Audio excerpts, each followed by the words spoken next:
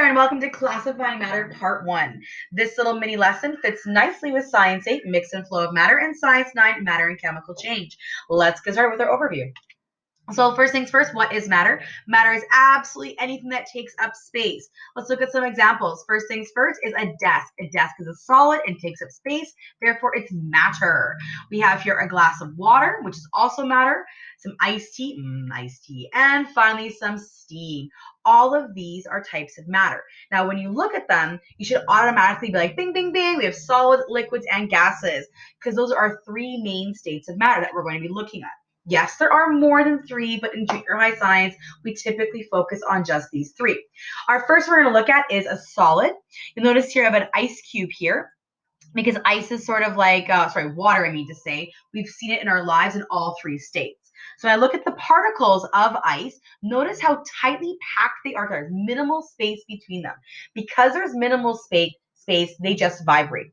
We also define a solid as something that has a defined, right, a definite shape and a definite volume. That means that no matter what shape it is, you can't really force it into something else unless you break it or you heat it up and make it something else. As we add heat to it, we can go to a liquid. This is our liquid water. Notice that my particles are much further apart. Because they're further apart and they're packed looser, they can vibrate and they can rotate. So those little connections between each of the particles is a little bit less. That attraction has gone down. Now, we talk about the volume and the shape of a liquid. The shape of a liquid is not definite. We call it indefinite shape. And it's indefinite because no matter what container you put a liquid into, it will take the shape of that container. However, the volume of a liquid is set. If you have 10 mils, it will be 10 mils no matter the container that you put it in. As we add some more heat, we move into our gas. So notice here our gas particles are much further apart. They have a lot more energy. They're just zipping around there. Because the particles are further apart, those intermolecular bonds, or that attraction is a lot less, and they vibrate, rotate, and move much more freely.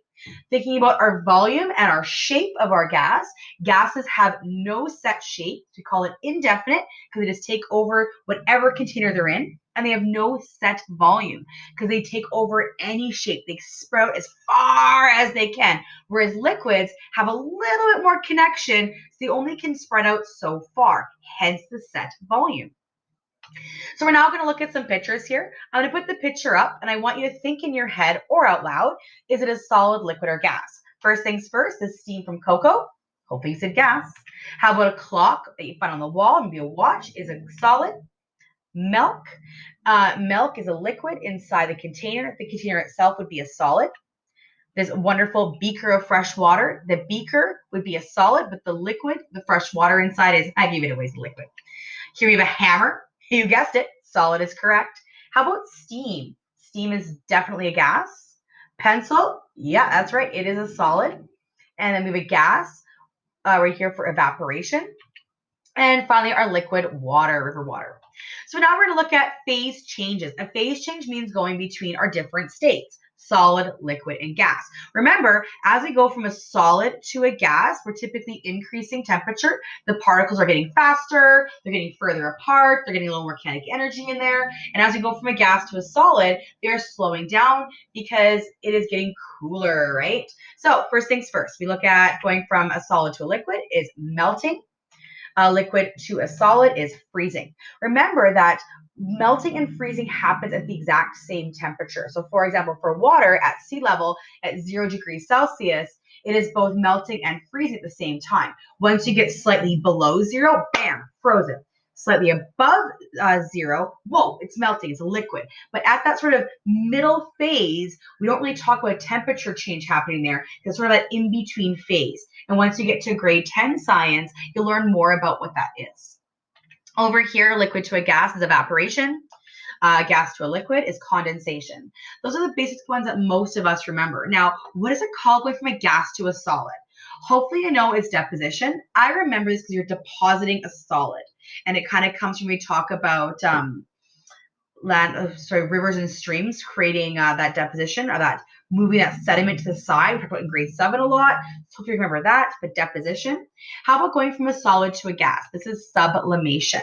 Now you're probably wondering, yo, when have I ever seen solid to a gas or gas to a solid? Well, we've seen gas going to a solid in Edmonton, especially in the wintertime.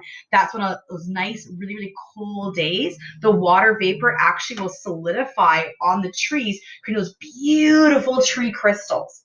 Sublimation you see all the time in your freezer when you go to get like some ice from an ice cube tray and you're like, what? Ice cream tube is empty. Who didn't fill it? Maybe someone did fill it, but sublimation naturally occurs in your freezer where it goes from a solid to a gas. I know, crazy but easy. You're welcome.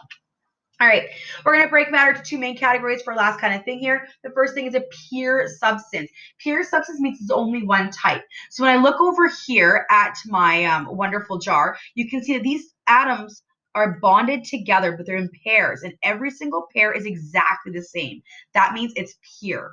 Over here, even though I have big circles and little circles, when I actually look, I can see that this is a group of 3, this is a group of 3, this is a group of 3. Because they're all the same throughout the entire container, that means it's pure.